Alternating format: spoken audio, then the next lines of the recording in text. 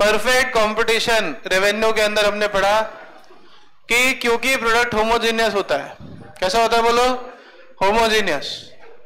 क्योंकि product homogeneous होता है इसलिए प्रोडक्ट के प्राइसेस क्या होते हैं, सेम। आलू हर दुकान पे एक जैसे ही दिखता है, ऐसा नहीं आलू एक दुकान पे काले रंग का होगा, एक दुकान पे पिंक रंग का होगा। प्रोडक्ट होमोजीनियस है, और क्योंकि प्रोडक्ट होमोजीनियस है तो हर आदमी आलू को एक ही रेट पे बेचता है, और क्योंकि हर आदमी आलू को एक ही रेट पे बेचता है इसीलिए प्राइस सेम होता है। और क्योंकि प्राइस सेम होता है तो प्राइस इंटू क्वांटिटी करोगे तो टीआर एक कांस्टेंट रेट से बढ़ता है, 10, 20, 30, 40, 50। और क्योंकि टीआर एक कांस्टेंट रेट से बढ़ता है तो हमारा एमआर हर लेवल का सेम आएगा, जितना टीआर का गैप होगा, और एआर भी सेम आएगा। इसीलिए अगर परफेक्ट कंपटीशन दिया है एग्जाम में तो दिमाग एक्स्ट्रा बिल्कुल नहीं लगाना है। आपको बार बार समझाते एक्स्ट्रा दिमाग तो भी लगाते हैं, इसलिए वापस बोल देता हूं कि अगर परफेक्ट कंपटीशन दिया है तो एआर और एमआर को कैलकुलेट करने की जरूरत नहीं है, क्योंकि एआर और एमआर क्या आएंगे, सेम। इसीलिए हमारा जो P is equal to AR is equal to MR वाला जो कर्व था वो एक ही कर्व प्राइस का है, उसी को प्राइस कर्व, उसी को MR कर्व और उसी को AR कर्व कहते हैं under perfect competition only.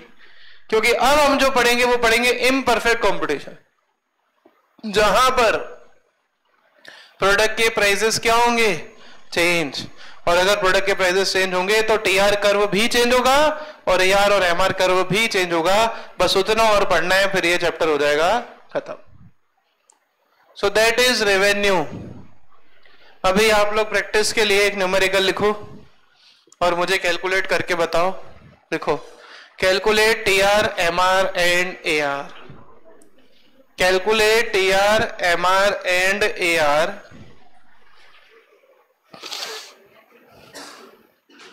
Calculate TR MR and AR. Quantity लिखो 1 से लेके 10 तक, 1 2 3 4 5 6 काउंटिंग लिखो 10 तक। क्वांटिटी 1 से लेके 10 और प्राइस लिखो 20, 20 प्राइस लिखो 20। क्वांटिटी 1 से लेके 10, प्राइस 20, टीआर एमआर और एआर निकालना है।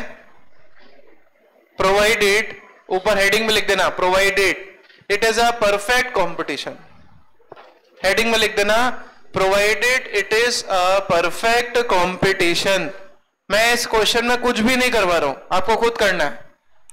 परफेक्ट कंपटीशन दिया है, प्राइस फर्स्ट यूनिट का कितना दिया है 20 और क्वांटिटी कितनी दी है 1 से 10।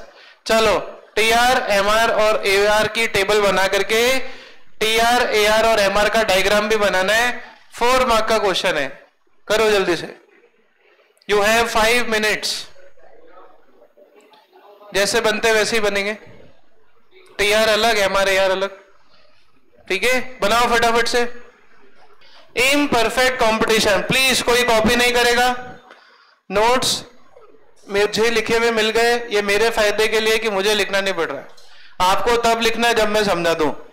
ज्यादा लिखने का शौक है तो मैं अगले 3 चैप्टर और पीडीएफ भेज दूंगा, लिख लो, पहले समझ लो प्लीज। इम्परफेक्ट कंपटीशन एक ऐसा कंपटीशन होता है जहां पर प्रोडक्ट क्या प्राइस क्या होगा, change with respect to number of unit sold.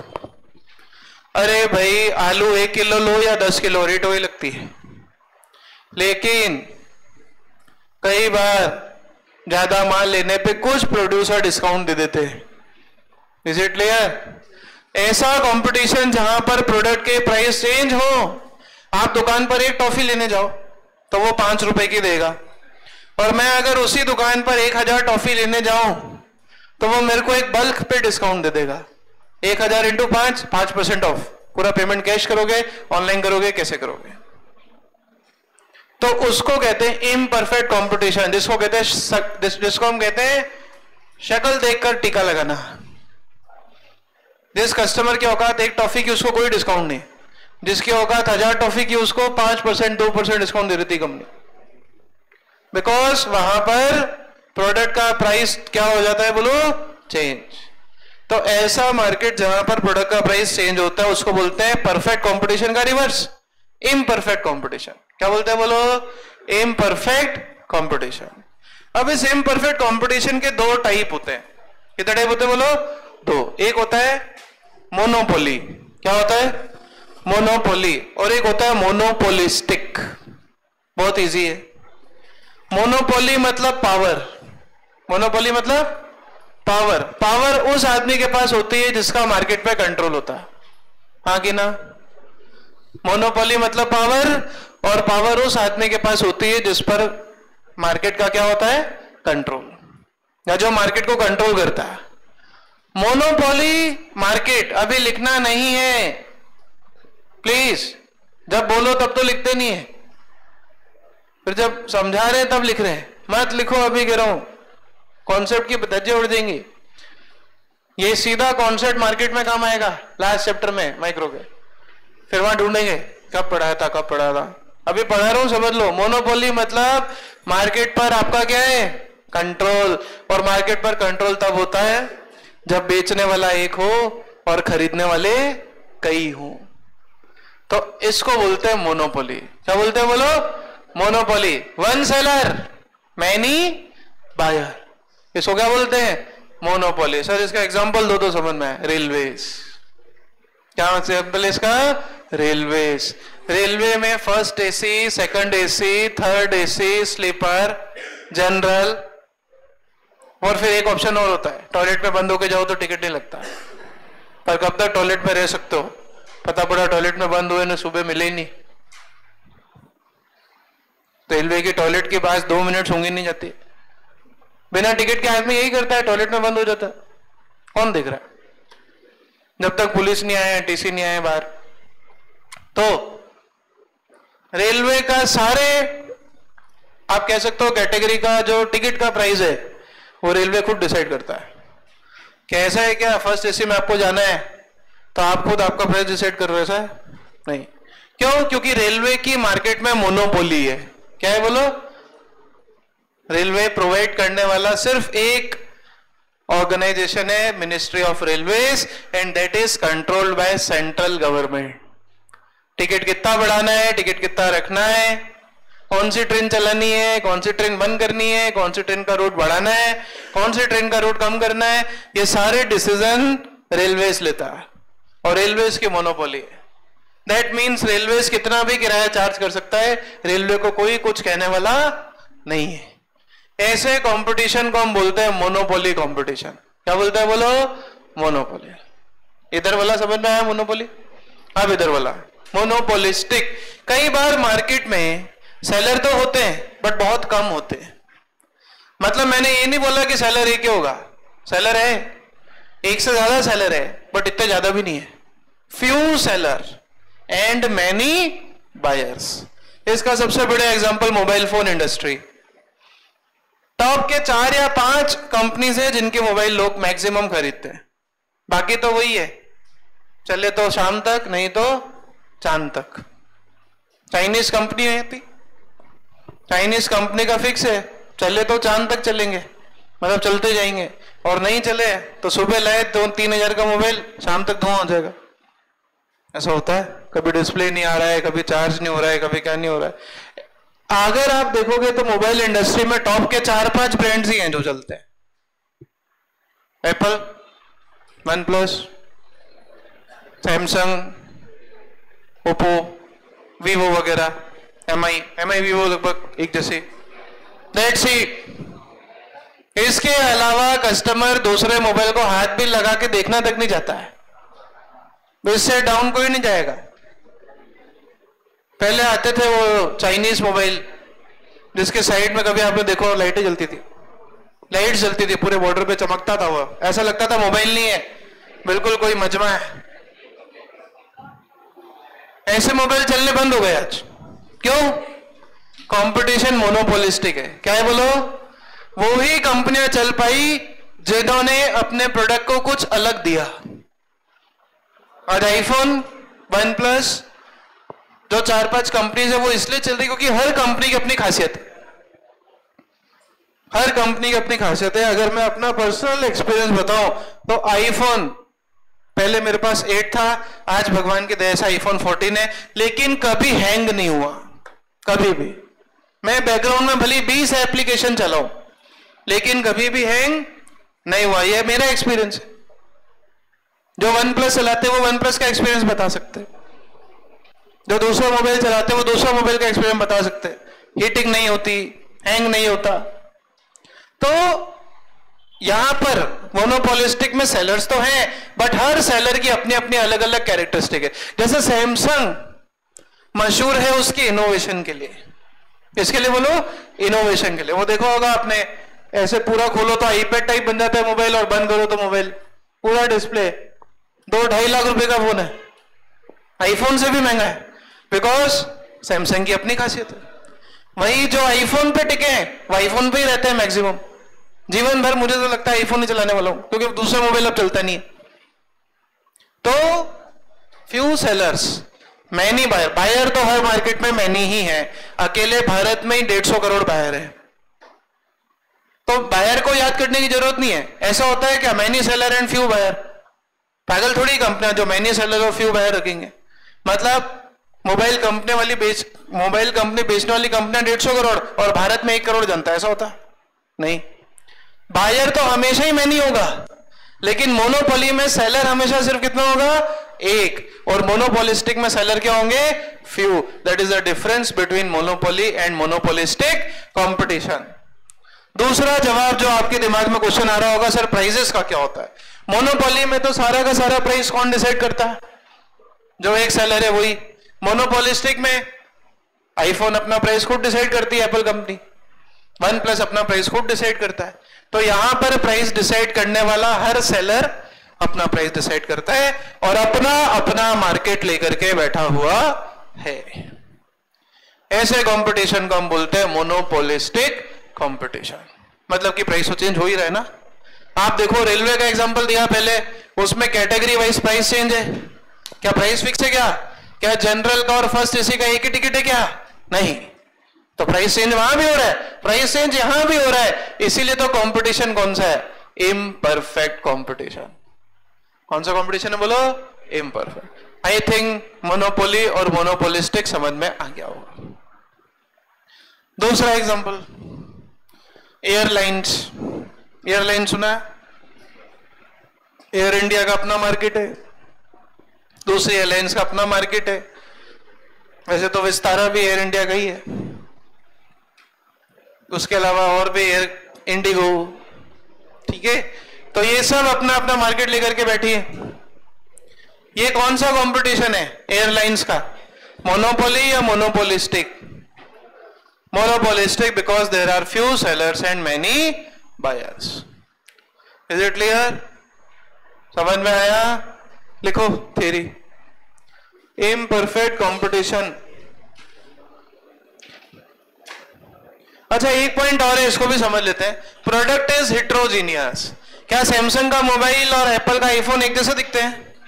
क्या एक जैसे फीचर है क्या? अरे ऑपरेटिंग सिस्टम तक चेंज है दोनों का। एंड्रॉइड उधर एंड्रॉइड चलता है और इधर आईओएस चलता है। ऐप का नाम, एप्लीकेशन का नाम ही चेंज है, सॉफ्टवेयर का नाम तो चेंज है ही है। इवन आप देखोगे तो कैरियर हाइट्स की जो ऐप है वो एंड्रॉइड पे कैरियर हाइट्स नाम से है, लेकिन आईफोन के लिए वो ऐप है ही नहीं। आईफोन के लिए वो ऐप अगर आपको मोबाइल में डालनी है तो उसके लिए आपको क्लास प्लस डालना पड़ेगा, फिर उसमें ऑर्गेनाइजेशन कोड डाल करके कैरियर हाइट्स का पेज आएगा।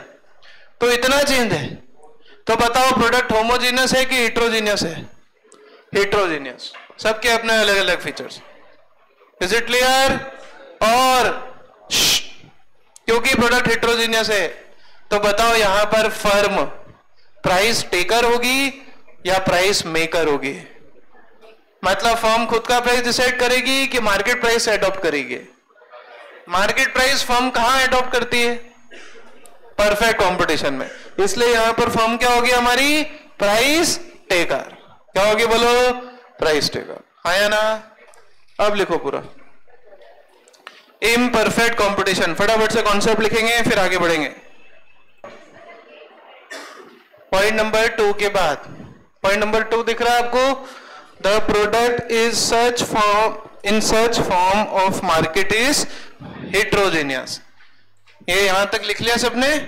The product in such form of market is heterogeneous. बोलो, साइंस नहीं पढ़ा रहा हूं यहाँ पे, लेकिन क्वेश्चन पूछ सकते हैं होमोजीनियस हेट्रोजीनियस कहां होता है? बोलो, परफेक्ट कंपटीशन में प्रोडक्ट कैसा होता था? यहाँ पर प्रोडक्ट अलग अलग दिखता है ना? अरे आईफोन और सैमसंग का मोबाइल अलग दिखता है कि सेम दिखता है? अलग दिखता है। ये प्रोजेक्टर इप्सॉन सबसे अच्छी कंपनी का लगा आपकी क्लास में, इससे और 1/3 कॉस्ट में दूसरे प्रोजेक्टर आते हैं मार्केट में। ये प्रोजेक्टर अकेला 50,000 रुपए का है, मार्केट में 20,000 वाला भी आता है प्रोजेक्टर, लेकिन वो इतना घटिया चलता है कि 6 महीने में, एक क्लास में हमने लगाया था दूसरी कंपनी का प्रोजेक्टर, इप्सॉन से फिलिप्स का था, और इतना घटिया चला वो 6 महीने में टॉर्च बन गया। टॉर्च मतलब टॉर्च भी उससे ज्यादा रोशनी दे, और फिर उसको रिप्लेस कराने का बल्ब तो बोले 15,000 रुपए लगेंगे। तो आदमी पागल है जो 20,000 का प्रोजेक्टर लेगा? इससे अच्छा 50,000 का प्रोजेक्टर लो, 15,000 का बल्ब है और लाइफ भी ज्यादा है। तो क्या इप्सॉन और फिलिप्स सेम वर्किंग देता है? सब अलग अलग वर्किंग देता है। आज आप ब्रांडेड गुड्स खरीदो, मैकडी में खाओ बर्गर है, और वो ठेले पे खाओ जो भैया 20 रुपए 30 रुपए का बेचते हैं, क्या सेम होता है? क्या नहीं होता ना? इसलिए मैकडी के रेट में और ठेले के रेट में डिफरेंस है कि नहीं? एक पिज्जा आप नॉर्मल खाते हो, यहां बाहर मिलता है 100 रुपए का, नाम नहीं लूंगा बेइज्जती हो जाएगी, और एक आप डोमिनोज में खाते हो डबल चीज लेयर, फर्क होता है कि नहीं होता है? बिकॉज अरे पिज्जा तो वही है, बेस वही है, इंग्रेडिएंट्स वही है, लेकिन प्रोडक्ट हेट्रोजीनियस है, नाम है। तो क्या डोमिनोज के प्राइस में और वो अंकल के प्राइस में पिज्जा में फर्क नहीं है क्या? है ना? इसीलिए प्रोडक्ट हेट्रोजीनियस होता है। और थर्ड पॉइंट आपको वहां पर लिखना है कि फर्म प्राइस टेकर होती है या प्राइस मेकर होती है? Price maker. लिखो, in this form of market. Third point जो लिखना है वो बोल रहा हूं, या the firm in this form of market, the firm in this form of market is a, point number 3 जो लिखना है वो लिखिए, the firm in this type of market is a price maker. The firm in this type of market is a price maker firm, is a price maker firm. बोलो, यहां तक कोई doubt, कोई तकलीफ, कोई प्रॉब्लम? आगे बढ़ेंगे।